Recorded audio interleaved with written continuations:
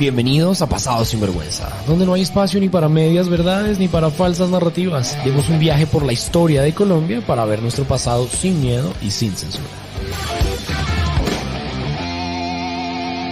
Bienvenidos a Pasado Sinvergüenza, hoy desde un nuevo formato en la comodidad de nuestras casas, pero siempre con la grata compañía de ustedes, de nuestra querida audiencia y de Juan Pablo Sánchez, que también se conecta hoy a Pasado Sinvergüenza.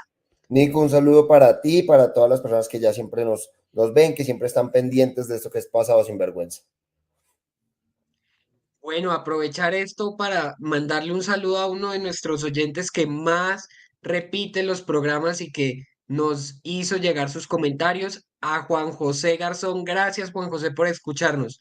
Bueno, Juan, le prometimos a nuestra audiencia que hoy íbamos a hablar de otra gran ciudad del Caribe colombiano, fundada en ese momento tan bacano de las conquistas por el Caribe.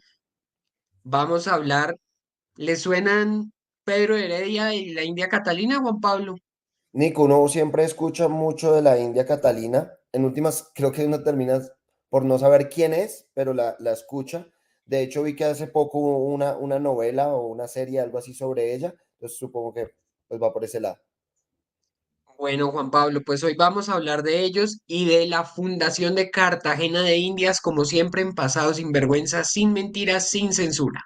Estás escuchando Pasado Sinvergüenza, el programa que desafía las normas y revela la historia colombiana como nunca antes la habías escuchado. Bueno, Juan Pablo, ya hemos hablado mucho de lo que buscaban siempre los españoles cuando exploraban y conquistaban la costa colombiana, buscaban puertos donde pudieran desembarcar los barcos, espacios planos donde pudieran construir ciudades, cerca al agua, cerca a fuentes de agua potable, ríos, ciénagas, lagunas, y en Cartagena encontraron todo eso en la bahía de Calamar, que fue descubierta en 1500 por Rodrigo de Bastidas. La bahía, como le digo, tenía todo eso y eso atrajo la atención de todos los conquistadores, Juan de la Cosa, el propio Bastidas, Alonso de Ojeda, Diego de Nicuesa, Pedro Arias Dávila. Todos querían construir una ciudad ahí, donde hoy es nuestra bella ciudad de Cartagena de Indias. Nico, uno te escucha hablar y es curioso de cómo todos tenían el mismo pensamiento de llegar ahí y asentar, o sea, construir una ciudad a partir de esa bahía. Sin embargo, al final diste de nuestra gran Cartagena de Indias, que si uno le entra la curiosidad y dice, ¿por qué de Indias? O sea, ¿por qué justamente ese nombre de Indias, Cartagena de Indias? Es que, Juan, en España hay otra bahía y otra Cartagena, Cartagena del Levante, que fue fundada antes de Cristo por los cartagineses en la península ibérica, pero nuestra ciudad de Cartagena inicialmente no tenía ese nombre, sino que se llamó San Sebastián de Calamar, y no por ninguna bestia marina o criatura, sino por los indios calamari que habitaban la bahía cuando llegaron los españoles y con los que se encontraron todos estos conquistadores y descubridores de los que le hablo y que le dieron su nombre inicialmente tanto a esa bahía de Calamar, que hoy conocemos como bahía de Cartagena, como a esa primera ciudad de San Sebastián, que luego, por recomendación entre otras de Juan de la Cosa, se le cambiaría el nombre para recordar a esa Cartagena del Levante que tiene una bahía muy parecida y que los españoles vieron como una oportunidad para crear un puerto que fuera realmente sostenible y que se convirtiera, como efectivamente pasó, en el centro de operaciones comerciales del Imperio Español en el sur del Mar Caribe. Entonces, lo que inició siendo San Sebastián de Calamar terminó convertido en lo que hoy es Cartagena de Indias. Igual, Sí Nico, es, hemos ido avanzando en el tema y no me ha mencionado nada acerca de Pedro Heredia ni de la India Catalina. tiene toda la razón Juan Pablo. Bueno, le cuento. A Cartagena la funda un noble español que ustedes pueden ver en pantalla.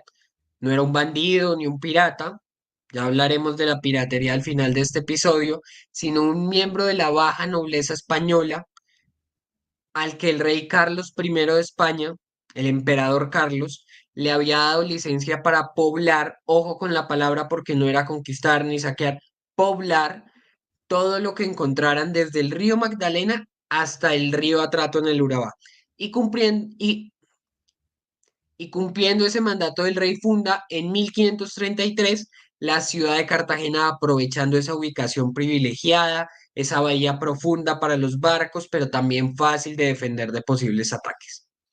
Digo, usted nos contaba un poco que el nombre se daba, el nombre de San Sebastián de Calamar se daba de acuerdo a a los indígenas que allí habitaban, que eran los indígenas Calimari, fue Calamari, Calamari. Calamari, ok.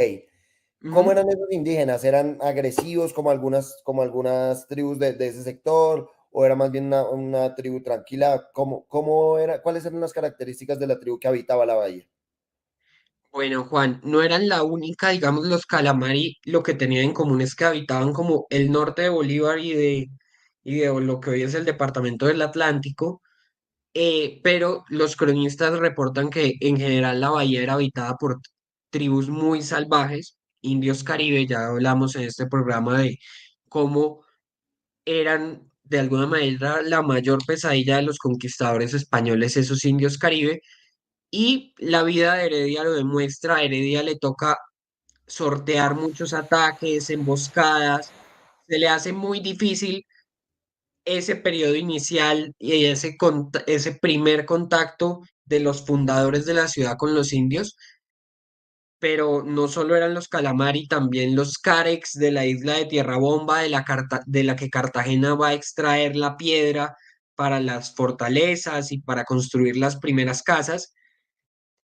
Y como le digo, el departamento de Bolívar y de Atlántico, sobre todo ese norte de de esa ribera occidental del Magdalena, era habitado por tribus bastante salvajes que le hicieron a los españoles muy difícil la cosa.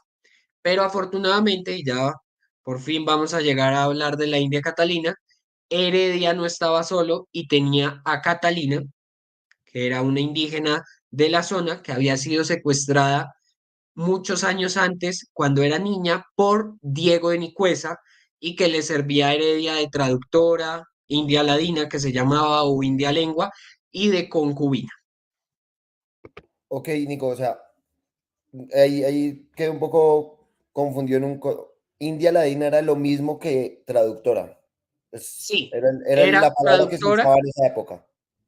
así es, pero ante todo era su mayor consejera, conocía la zona, la cultura de los indígenas que ahí habitaban, y le advirtió una y otra vez a Pedro de Heredia que no se fuera a meter muy profundo en la selva, que podía ser peligroso, que se podía encontrar con tribus aún más hostiles, pero Heredia por codicia no le hace caso y comienza a explorar cada vez más hacia adentro. Se tienen reportes incluso de que Heredia llega a las montañas de Antioquia, del norte del Tolima, se devuelve, hizo una exploración bastante profunda del territorio, pero pues se encuentra con todos los problemas que la India Catalina le advirtió, y se obsesiona Juan con una tierra llamada el Sinú, Ok. que hoy es los departamentos de Córdoba y Sucre, y era una tierra llena de tumbas de indios que, contrario a los caribes, sí eran orfebres, tenían mucho oro,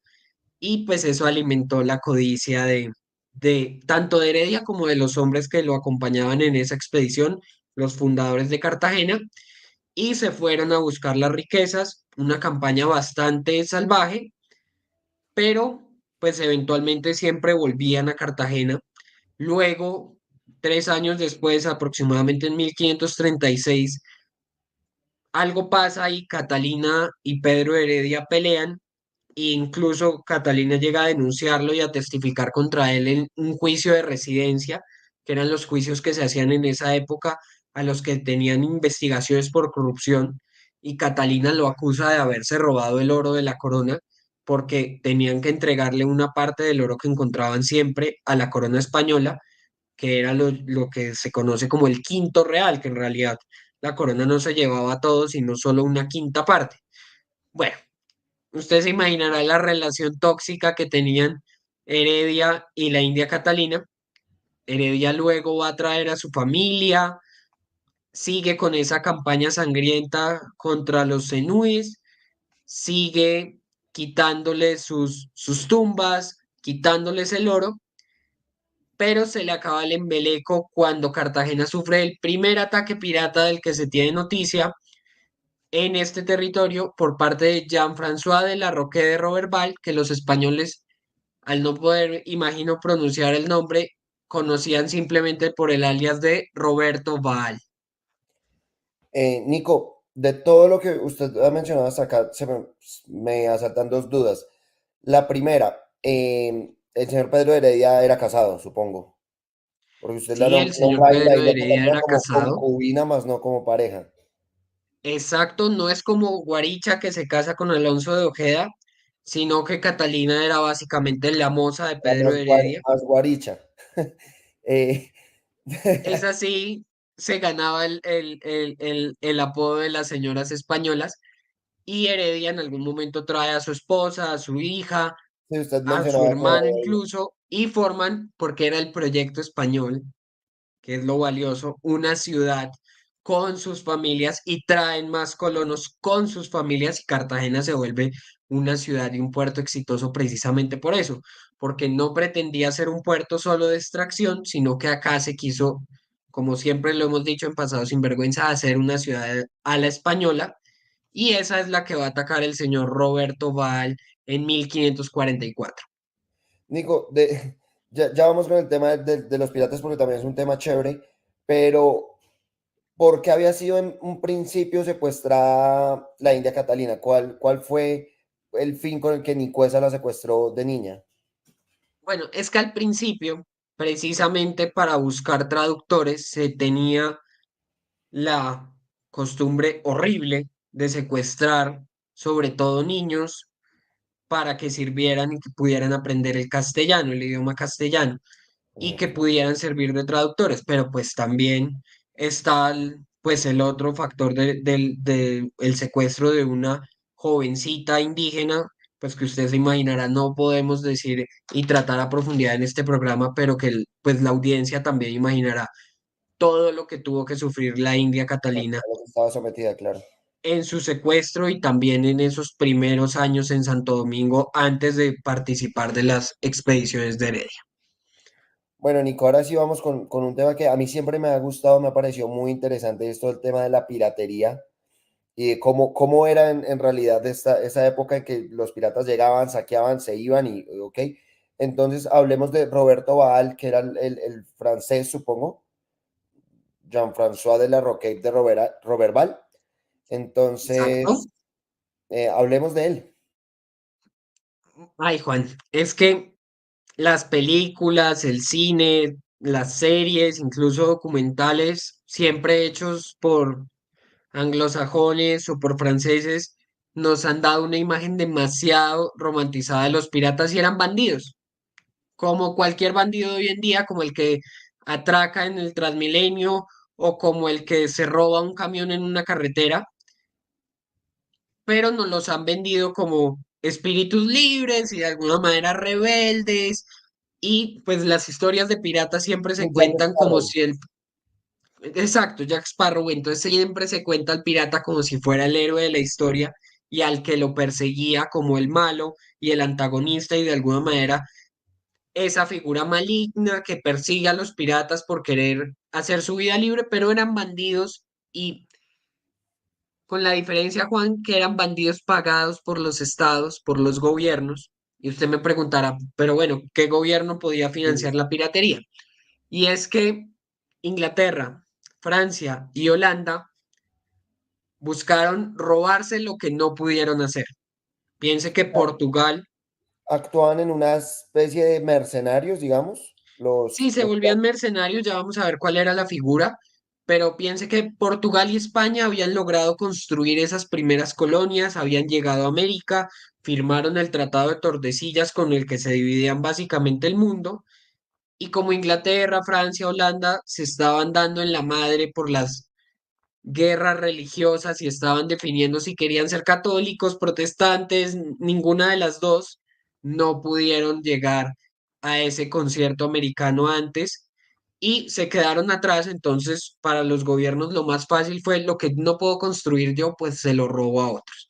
Y eso fue lo que terminó finalmente pasando, porque no podían lograr lo que España sí estaba logrando, porque dejémonos de vainas, Juan Pablo, el Imperio Español era la civilización más avanzada de su tiempo, que se llevó por delante al resto y pues tenían una figura llamada la patente de corso, que era que un gobierno autorizaba a un capitán pirata para robar a los barcos españoles y portugueses y a cambio el gobierno recibía una parte y él se podía quedar con otra, pero eran bandidos financiados por los gobiernos.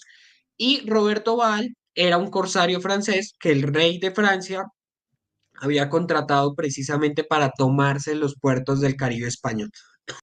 Pues bueno, Juan Pablo, Robert Ball era un corsario francés de origen noble que pagaba al rey de Francia para atacar los puertos españoles en el Caribe y en 1544 ataca Riohacha, Santa Marta y finalmente Cartagena, sitia Cartagena que en esa época no tenía las murallas, que precisamente los ataques piratas son el motivo de las de la grandes construcción. murallas de Cartagena y a cambio de irse de Cartagena y dejar a Cartagena libre, exige un pago, en esa época se llamaba secuestro también, de, hoy nos parece poca cosa, 200.000 pesos, pero no eran billetes como hoy, sino que eran 200.000 pesos de oro, que era una auténtica fortuna con la que este señor Roberto Val iba a ser rico para el resto de su vida.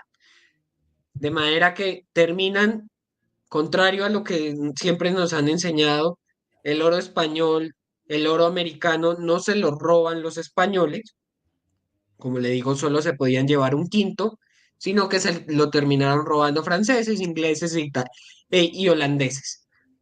Y esa es A básicamente la cuenta de historia la de Roberto piratería. Val y de Pedro Heredia. A cuenta de los Dígame, Juan piratas. Pablo. A cuenta de los piratas terminaron llevándose más oro que España. No, no, no más oro, pero digamos, España al menos lo extraía y se lo ganaba como Estos sí fuera, se lo pero robaban como quienes bandidos. realmente se lo robaron fueron los piratas.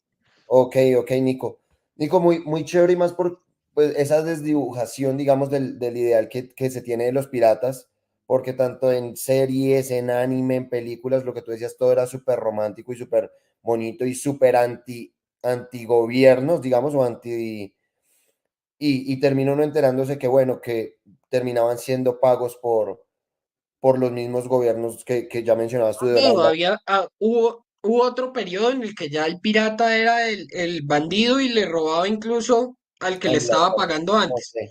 Pero digamos que sí hubo una relación muy grande entre los estados, Francia, Inglaterra, Holanda, y los piratas a través de esas patentes de corso, porque eran corsarios, y de ahí viene la palabra corsario, que era ese pirata pago por el estado.